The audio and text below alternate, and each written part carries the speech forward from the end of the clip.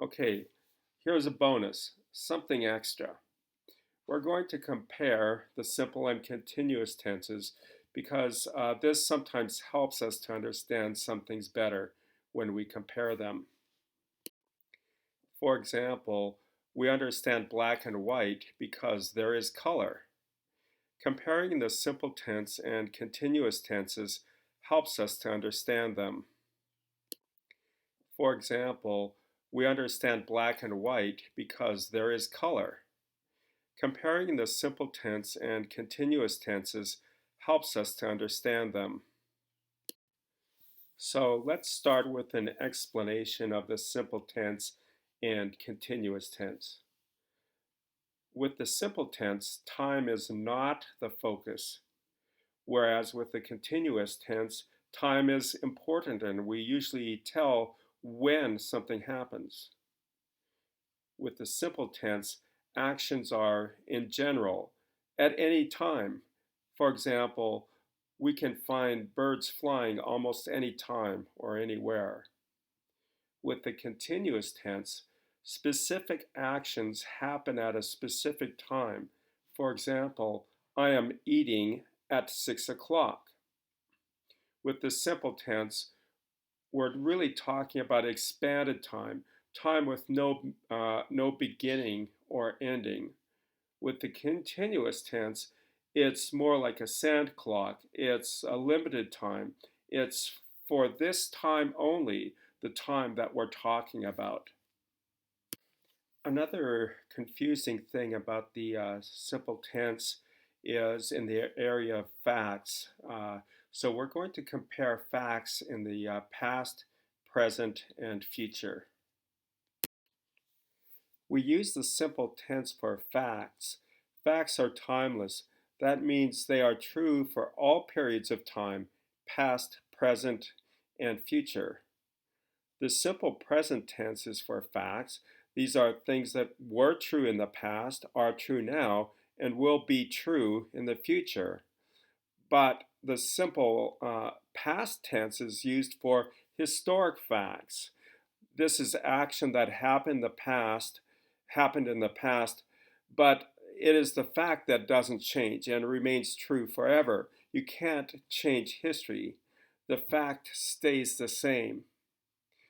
The simple future tense is for predictions for an action that will happen in the future.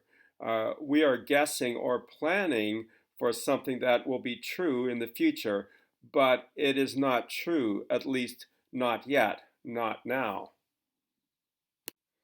Now here's a comparison of some examples of the simple past and simple present.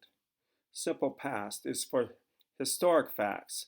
They happened in the past, but it is still true today. For example, the light bulb was invented by Edison. We use it for facts that were true in the past only and are not true now. He used to smoke, but he quit, so it's no longer true.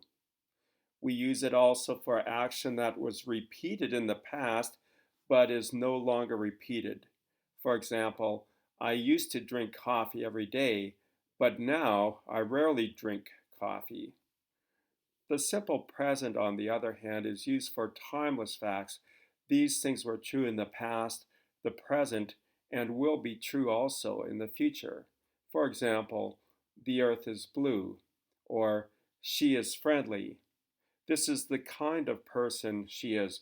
She is normally friendly. Here are some more examples of facts. Present facts. People in Mexico speak Spanish. Wood burns easily. And turtles move slowly. Examples of facts in the past. I used to smoke every day, but now I don't. A historic fact, the Eiffel Tower in Paris was completed in 1889. Future facts. People will probably travel to Mars in the next decade. And I will graduate in 2 years from now. And here is an explanation with some examples of the simple present and how it is used to describe normal life or actions or the way that we are being. Simple present is used for actions or descriptions that are generally true. They may not be happening right now, but it is possible anytime or anywhere. For example, birds fly.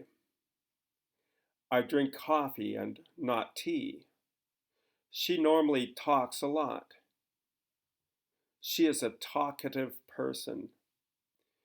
Here are some examples of the simple past and simple future for normal action, life, or being. This is generally true for the past and future only, and it is not true in the present. For example, simple past, normal actions, or being actually. I was a student in 2011 or 2001. I am not a student now. Example for the future, I will be a student next year. I am not a student now. So now I'd like to look at some longer examples of how to use the simple tenses. In the next slide, the first slide, there will be a paragraph, a description using the simple tense. And in the second slide, you will see a narrative or story using the simple tense. This is a description of normal life in Vancouver, a city on the west coast of Canada. It tells what the city is like at any time. If you went to visit there, you would probably see some of these things, and it's really timeless. It's true at almost any time. Go ahead and read it and see how the simple tense is used for description. In this story, you will see, first of all, a description of Sue's normal life, what she does every day, what her life is like, what kind of a person she is. And it's really over a long period of time. Then it switches to the continuous tense, and it is talking only about a limited period of time, and that is only talking about this week. You might be wondering, well, how do I write the simple tense? This could be for the simple present, the simple past, and the simple future. So look at the next slide. It gives a very brief description of how to write it. You should study it further, and I can include some websites in a later slide that you could check out that give longer explanations of this.